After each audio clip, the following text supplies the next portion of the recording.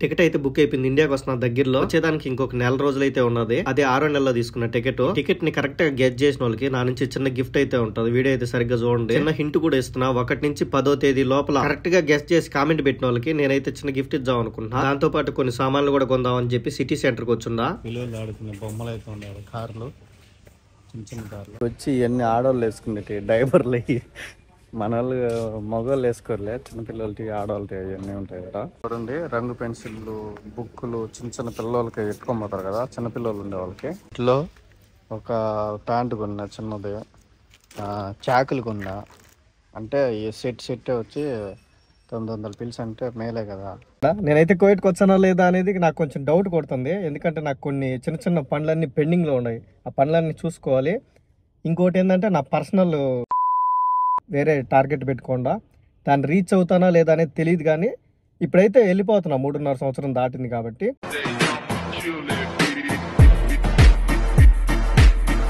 Hi friends, ఇండియాకి వెళ్తున్నాను నేను. ఇండియాకి వెళ్ళేదానికి కొద్దిగా సామాన్లు ఏదైనా కొనుక్కుందాం అని చెప్పి ఒక పెద్ద మనిషిని అయితే జత చేసుకొని పోతా ఉన్నాము. సామాన్లు అవి కొనుక్కుందాం అని చెప్పి. ఎవరైనా పెద్ద మనిషి, నేను పెద్ద మనిషి ఎందుకంటున్నానంటే పెద్దవాళ్ళని పెద్ద మనిషి అనాలి, అందుకని. ఏం ఇది 2 డోర్లు మూసేసినారు మన ఈ పక్క.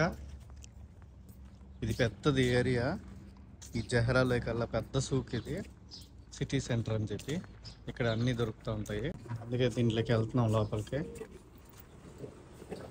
మన లోపలికి వస్తాం. ఆయన చేతుల మీద ఏమన్నా తీసుకున్నాం తెలియనేటి అని చెప్పి. పిల్లలు ఆడుకునే బొమ్మలు అయితే ఉన్నాయి, కార్లు, చిన్న చిన్న కార్లు. అయితే చిన్నపిల్లలు ఆడుకునే కార్లు అయితే ఏడే ఉన్నాయి రెడీగా. ఇవన్నీ క్యాషియర్లు, సామాన్లు కొన్నేటి తీసుకొని బయటకు వచ్చేటి. ఇంకా మిగతా అయితే మనమైతే ఇట్లా లోపలికి వెళ్ళిపోయి ఈ అర్బాన్లో, దీన్ని అర్బాన్ అంటారులే, దీని లోపల వేసుకుంటారు సామాన్లు. ఏం కావాలో ట్రోలీలో ఏం కొనుక్కుంటే మంచిదే మీకు ఏమనిపిస్తుంది. చూడండి రంగు పెన్సిళ్ళు, బుక్కులు చిన్న చిన్న పిల్లలకి ఎత్తుకోబోతారు కదా, చిన్నపిల్లలు ఉండే వాళ్ళకి. వాళ్ళ కోసం ఇట్లా మాదిరి ఆఫర్లు పెట్టింటారు. 900 పిల్స్ అట్ట అటు తీసుకొని ఎత్తుకోబోతారు. మన వాళ్ళు పిల్లల కోసం, చిన్నపిల్లలు ఉంటారు కదా మన ఫ్యామిలీలు ఇంటికాడ, వాళ్ళ కోసం ఇట్లా ఆఫర్లు పెట్టింటారు. వీటిని కొనుక్కొని ఇండియాకి ఎత్తుకోబోతారు. ఇక్కడ నుంచి వచ్చి బ్రష్లు అయ్యి, పళ్ళు దొంకునేటివి, ఇవన్నీ క్లీనింగ్కి సంబంధించినవి. ఇవన్నీ కూడా వచ్చి ఇవన్నీ ఆడవాళ్ళు వేసుకునేటివి డైవర్లు అయ్యి మన వాళ్ళు మగవాళ్ళు వేసుకోరులే, చిన్నపిల్లలకి ఆడవాళ్ళకి అవన్నీ ఉంటాయి కదా.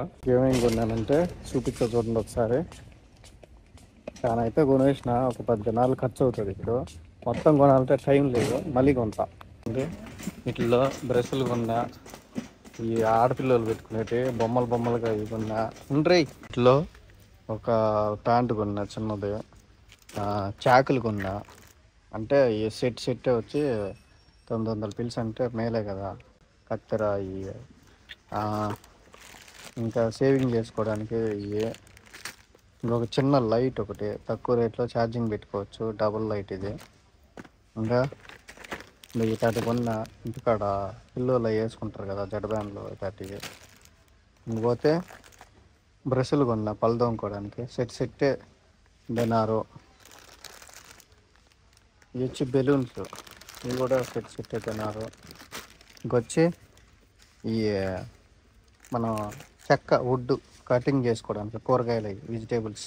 అయితే ఆఫర్ ఏం లేదు కదా, అందువల్ల తిరుగుతూ ఉన్నాము. హాయ్ ఫ్రెండ్స్ అందరికీ, నేను ఇండియాకి వచ్చేస్తున్న దగ్గరలో. ఈ 3 సంవత్సరాలు గడిచిపోయి 3వ సంవత్సరం 6 నెలలు ఇప్పుడు అవుతుంది. ఇప్పుడు ఇండియాకి పోయేదానికి టికెట్ అయితే తీసుకున్నా.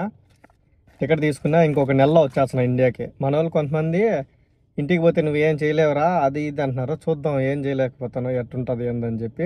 ఇక్కడ ఒక నెలకు వచ్చేస్తున్నా. నెక్స్ట్ జూన్ వచ్చింది కదా, జూన్లో అయితే వస్తున్నా. చెక్కబాజీని చేసుకుందాం ఇంటికాడ కూర్చొని, పని లేకుండా. నేనైతే కోవిడ్కి వచ్చానా లేదా అనేది నాకు కొంచెం డౌట్ కొడుతుంది. ఎందుకంటే నాకు కొన్ని చిన్న చిన్న పనులన్నీ పెండింగ్లో ఉన్నాయి. ఆ పనులన్నీ చూసుకోవాలి. ఇంకోటి ఏంటంటే నేను నా పర్సనల్గా ఒక గోల్ అయితే పెట్టుకోండా, దాన్ని నేను రీచ్ అవుతానా లేదా చూసి, ఒకవేళ నేను అది అవ్వలేకపోతే అప్పుడు వచ్చి ఇక్కడ ఏదన్నా పొడిసేది ఉంటే పొడిచి చూద్దాం. అంతవరకు నేను వచ్చానా లేదా అనేది పూర్తి క్లారిటీ నాకు కూడా లేదు. ఈ టికెట్ డబ్బులకు కూడా మా ముసలిదేం పెట్టలా. టికెట్ నేనే పెట్టుకున్నా. తర్వాత ఇంటికి పోయేటప్పుడు ఇచ్చానండి. ఒకవేళ ఇచ్చితే తీసుకుంటా, ఈకపోతే ఇదే లాస్ట్ ఇంకా ఈ కోవేట్కి. అర్థమవుతుందా? అది 3 సంవత్సరాల నుంచి పని చేయొచ్చు అంటే టికెట్ కూడా పెట్టకపోతే ఇంక పని చేయడం దేనికి మనము? అవునా కదా? కరెక్టేనా కదా? 3 సంవత్సరాల 6 నెలలు ఇప్పటికి ఫుడ్ సరిగ్గా పెట్టకపోయినా పని చేస్తున్నా. ఇంక పోతే వాళ్ళు ఏదైనా బెనిఫిట్లు అది దీంట్లో అది కూడా ఇవ్వకపోయినా పని చేస్తున్నా. ఇచ్చిన జీతంలోనే నేను నా సొంతంగా ఖర్చులు పెట్టుకొని పని చేస్తున్నా. వాళ్ళు ఏదైనా చెప్పినా కూడా ఒక మాట కూడా ఎక్స్ట్రా మాట్లాడను.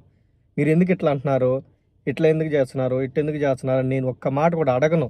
ఎందుకు అడగను తెలుసా? ఎందుకు అడగనంటే నాకు ఇంతకు ముందు పనిచేసిన ఇంట్లో ఎక్కువ కష్టంగా ఉండింది. అందుకని ఆ విధంగా ఉండకూడదు అని చెప్పి నన్ను నేను తగ్గించుకొని అడ్జస్ట్మెంట్ చేసుకొని అసలు వాళ్ళు ఏం మాట్లాడినా ఏం మాట్లాడకపోయినా కూడా ఒక్క మాట మాట్లాడను. పలానా పనికి పోరా అంటే ఓకే, పలానా పనికి పోరా అంటే ఓకే అని ఈ టైప్లో నన్ను నేను అడ్జస్ట్ చేసుకొని 3 సంవత్సరాల 6 నెలలు చేసిన. ఇంకైతే నాకు ఇంటికి పోయి కొంచెం పర్సనల్ పని ఉంది, గోల్ అయి వేరే టార్గెట్ పెట్టుకోండా.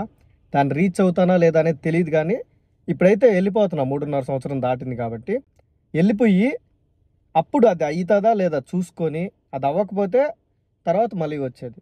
లేకపోతే ఇంటికాడ సెటిల్ అయిపోయి అక్కడ మన దగ్గరలో ఉండే సమాజానికి ఏదైనా నా ద్వారా ఏదైనా మెసేజ్ ఇవ్వడం కానీ, ఏదైనా హెల్ప్ చేయడం కానీ, లేకపోతే నా ద్వారా ఏదైనా చేయడానికి నాలో కూడా ఒక టాలెంట్ ఉంది అని నిరూపించుకోవడానికి నేనైతే ప్రయత్నం చేయాలనుకుంటున్నా.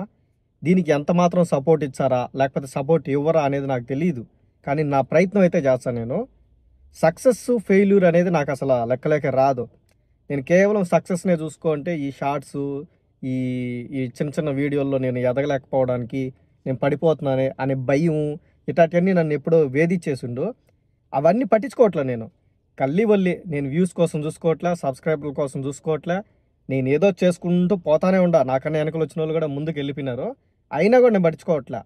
వాడు ఎదిగిపోయినాడే, నేను ఇది చేసేయాలి, నేను ఇట్లా చేసేయాలి, నేను ఫేక్ న్యూస్లు చెప్పేయాలి, వాళ్ళలాగా మనం ఎదగాలి, వీళ్ళలాగా మనం ఎదగాలి అని నాకైతే అస్సలు లేదు. ఎదిగినా ఎదకపోయినా కల్లి మనకుండే నాలెడ్జ్తో మనం ముందుకు పోతాం. ఈ నాలెడ్జ్తోనే నువ్వేం చేయలేవురా అన్నారు కదా, వాళ్ళకి నేను ఏదో చేసి చూపించి అప్పుడు నా పేరుని నిలబెట్టి వాళ్ళకి చూపించాలనుకుంటున్నా. అప్పుడు తెలుస్తుంది నేను ఏందనేది. వాళ్ళ కోసం నేను ఖచ్చితంగా నా గోల్ని రీచ్ అయ్యేదానికి ప్రయత్నం అయితే చేస్తా. నువ్వేం చేయలేవురా, నీకు ఏ టాలెంట్ లేదురా అన్న వాళ్ళకి నేనేందో చూపించాలనుకుంటున్నా. అందుకే నేను ఇండియాకి వస్తున్నా ఇప్పుడు ఖచ్చితంగా. అసలు నన్ను కొంతమంది దారుణంగా మాట్లాడినారు స్టార్టింగ్ స్టేజ్లో. వాళ్ళకు కూడా నేను చూపించాలి నేను ఏందనేది. ఖచ్చితంగా చూపించా. మీరు కూడా చూడండి, అవునరా నీలో ఏ తప్పు లేదని అప్పుడు మీరు ఖచ్చితంగా ఒప్పుకుంటారు.